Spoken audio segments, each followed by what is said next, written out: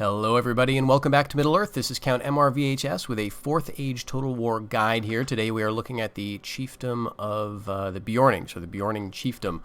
This is one of the minor factions that I suspect a lot of players pass over pretty quickly. They don't have quite as many units as some of the larger factions. They don't have as much, let's say, player interest perhaps as things like the elves or the dwarves or a Dunabar, but they're one of my favorites. They are a rugged faction, and they're not too bad for a player who's new to the mod, shall I say. They've got a pretty good start. Their economy's not too difficult. Units are nice and cheap. You can train a lot of them. There is some trick to using them though, and so that's what we're going to talk about today. Here we're going to take a look at a custom battle of the Beornings versus a Dunabar, but first I want to go over the type of units you can expect to field as a chief of the Beornings. So first up here at your Tier 1 military development is Woodman Axes. These are just a very basic unit, axe, shield, basically no armor, very low defense. But you're going to find yourself using them relatively late into the game. As is the case with most of the factions in 4th Age Total War, your early units continue to play a role well into the mid and maybe even late game. At Tier 2, the Beornings can train Woodman Spears, as well as a couple of other things that we'll look at shortly. These guys are the only unit in the Beorning native roster that does not wield an axe. So they have a spear, and that's it. That makes them a little bit better against cavalry, I suppose. They've got a bit better defense as well, as you can see. So I like to have a couple of units of them in my armies. They're a bit smaller in unit size, though, a bit more expensive than the Axemen, I believe. So the Axemen are the ones that I tend to focus on for my main line, such as it is. I tend not to make a static battle line as the Beornings. So when I'm playing with them, what you want to do is to be attacking. Also at Tier 2, we have Woodman Bows. This is your only native ranged unit. These are quite decent bowmen. They've got a pretty good range. They've got axes as a secondary weapon, which makes them decent flankers. They're pretty decent in melee, you know, for what they are. So don't be afraid to use them in a couple of different roles. Then we have also at Tier 2 Riders, Woodman Riders. These are cavalry with a shield and an axe. They're pretty good. I would definitely bring a couple of units. I usually like to bring 4 or so in an army, just because they add that bit of mobility. They're quite effective against AI cavalry if you can, you know, team up on a single unit with 2 of these. And you know, they're not as flashy as the Lancers of Rohan or even of Rovanian, but they certainly get the job done. So that's your Tier 2 units. At Tier 3, you start getting some more iconic Beorning stuff. The Beorning War Dogs are a Tier 3 unit. And by the way, Tier 3 is as high as you can build with the Beornings. So this is it. These war dogs are, you know, operate basically how war dogs operate in Rome Total War. You attack an enemy with them, the dogs run out.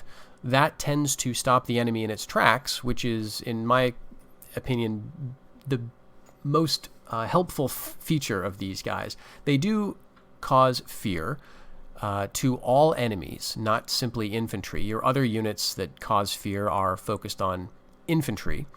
But these guys scare everybody, even Cav. So that's another reason to have at least 1 unit in your armies. Again, I don't like to go too crazy. They're very expensive. This is in an effort to prevent the AI from just spamming them in the campaign. But you don't want to have like 4 or so in an army. That's just way too many. 1, maybe 2. Also at Tier 3, you will find Beorning Axemen, and these are probably your most iconic unit. This is a heavy 2-handed axe-wielding unit with some decent defense. Still, though, they lack a shield. They don't have the armor of some of the best units of other factions, so you're not going to want them to hang around getting shot at. Definitely use them on the charge, on the flanks, and you can see I brought 4 to this particular fight. Your general unit, which you can train at your capital at Tier 3, is the Beorning Guard. These, like the Beorning Axemen, like the Beorning War Dog Handlers, These are all scaled up a bit, so they're a bit taller than the other Mannish units, which makes them look nice and intimidating on the battlefield. So the Beorning Guard are pretty well armored. They have some armor underneath those furs, and like the Beorning Axemen and the War Dog Handlers, they are effective against armor. So that's one of the aces in the hole for the Beornings. Their units are cheap. They've got effective archers. A lot of their units are effective against armor and cause fear. So that's great. Another thing I should note is that most of your units, if not all of them, get a combat bonus in the woods. So I guess these guys don't. But all of the other ones do. Combat bonus in forest. So maybe these guys don't. But the woodmen do. So you'll definitely be fighting in the forest. And so you're going to find this being helpful to you. Now, that's it for your native roster in your homelands, but you'll see there are a few other units here that can be trained outside your homelands. Now, in campaign, it takes you a while to get to them, of course. One of the earliest ones you're likely to see is this Retainer Armored Spear, a fantastic unit. You can train these guys in Dale, basically. So if you go to war with Dale, which you almost certainly will at some point in the campaign, you will find that these guys can be trained, I believe, just at their capital, but I may be wrong there. So it's worth it to strike back. Usually what happens in the campaign is Dale will betray you, and then you'll sort of spend some time dealing with that. But these guys are modeled after the black spears that are available in to the Dale faction. You can see they look very similar, heavy armored spears, shields, and they also carry throwing spears with a great missile attack. So these are units that can actually hold a line, unlike all of your native troops. Definitely worth picking these guys up. In Rohan, you can find Retainer Riders. Again, I think you need to go over to Edoras to pick these guys up. You need a chief settlement in Rohan, I think. Build up to your third tier of military development, and you will get these Retainer Riders. They have spears, which gives them a bit of an advantage in the charge over these your native woodman riders. They also have swords as a secondary weapon, so they're pretty versatile. But the main thing is that they have some great armor, so they will be sticking around in battle quite a lot. And then finally, in dwarven settlements, you can train mountain guards. These are a very interesting unit. Warhammers, so they're effective against armor, very heavily armored, shield. And so they're a great infantry unit to complement the Retainer Armored Spears, which are a bit more, defensive, hold the line. These guys could be great on the flanks or even just holding the center. I mean, they just don't care what hits them. I don't think I've ever trained these guys in campaign. But if you end up at war with the dwarves, and you will, if you end up at war with the Beornings, because of the way the Dwarf-Dale alliance works, if you're at war with Dale, you're going to be at war with the dwarves too. So you may as well pop over to Moria or the Lonely Mountain and grab some of these guys. So the custom battle today, we're looking at a fairly conventional setup. I tried to make this similar to the type of thing you were likely to field in a campaign. We've got a general bodyguard, of course. I brought 4 units of Beorning Axemen, 4 units of bows, 6 units of the Tier 1 axes, a couple spears, a couple cav, and our Beorning war dogs. Now, if I were making an optimal build for the Beornings, I would certainly mix in a few of these units. I would probably have fewer axes. I might even go with 2 more bows, 2 more cav. But in any case, this is the type of thing that you tend to field when you're actually in the campaign. And we're matched up against the Dunabar. This is because you are very likely to get into a war with them. A Dunabar tends to expand northward towards your territory. And I've given a Dunabar this starting army because they tend to favor melee infantry. So I've given them a typical bodyguard unit, which is heavy cav. Given them a couple of their lighter cav units, which is really more of a medium cav. They've got pretty good defense. And that's sort of a theme for all of a Dunabar's troops, except for the Orcish units. They have really high defense ratings. But as the Beornings, you can be effective against them. Even though on paper, some of these guys, Swords of the Shadow, the Dark Swords, absolutely wreck your Beorning units in terms of stats. You've got fear, you've got anti-armor, you've got combat bonuses in woods, so that should hold you in quite good stead. We've got the Dark Swords are like a Tier 2 unit for a Dunabar. Again, quite solid, great defense. The Grim Spears are a tier 1 unit, but better defense than just about everything in our roster. Spears of the Shadow are tier 3. I've given them some Orcs because the AI does like to train some of those. We've got some Orc Hunters here and a couple of Uruk Swords. So we will take a look at the replay here. Let's see, where do I load game, load battle replay. So we'll take a look at this, Beornings versus Adunabar. And this is on a map that is intended to resemble the conditions you're going to face on campaign. So this is, I think it's the Southern Mirkwood battle map. So it's pretty forested. Now, the thing about that is that doesn't make for great watching necessarily, but hopefully you'll get a sense of how this works. As the Beornings, you do want to be fighting in the woods to some extent, simply because that's where you get your advantages. All right, so here we've got our setup. I'm going to go ahead and slow it down again. I've set my woodman bows right in the front rank here, 4 of them, and we've got a bit of a height advantage, so we're letting the enemy come to us. In the second rank, we've just got our axes, woodman axes. Tier 1 unit again, just strung out in a line. On either flank, or on our left flank rather, we've got woodman spears.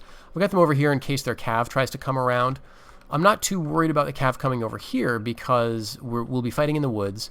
And on this side, I've got war dogs, as well as 2 of my Beorning axemen just waiting. I'm also going to rush my 2 cav units over this way because I do see Adunabar rushing its cav around to my right. I've got my Beorning Guard in the center here. Fantastic looking unit designed by Weba84.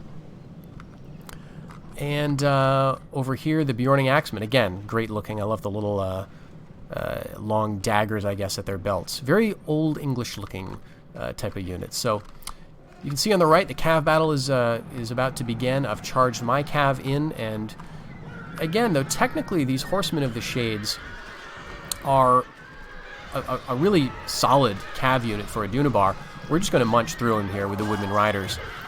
We caught them before they could charge, and so we're going to make short work of them before even our axemen can get over here, I think.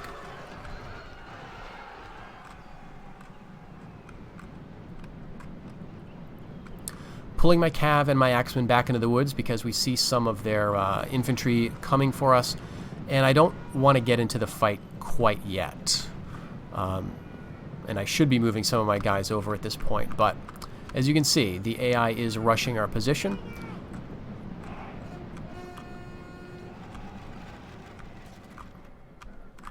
Now, I tend to be pretty sloppy with my skirmishers. I just let them skirmish away, which is not the best thing. If I were more proactive, I could have pulled them back instead of allowing the AI general to pull off this charge. But that at least does stick them in, right? So they're sort of stuck in the melee now, and that lets me run my general straight in there to start hacking down their cav. Look at the size difference. Love those guys.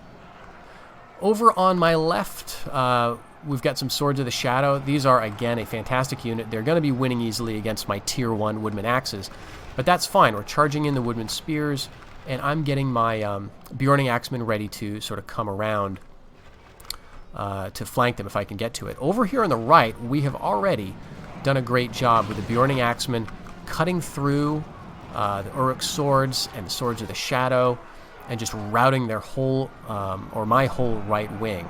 Keeping my cav back again. And in the center, we've killed the enemy general, or at least routed him. And I really should have been paying attention to my general at this point, because you don't want him to get surrounded and cut down. And this is actually a pretty dangerous position. If these archers were to focus fire, the Beorning Guard would just die in seconds.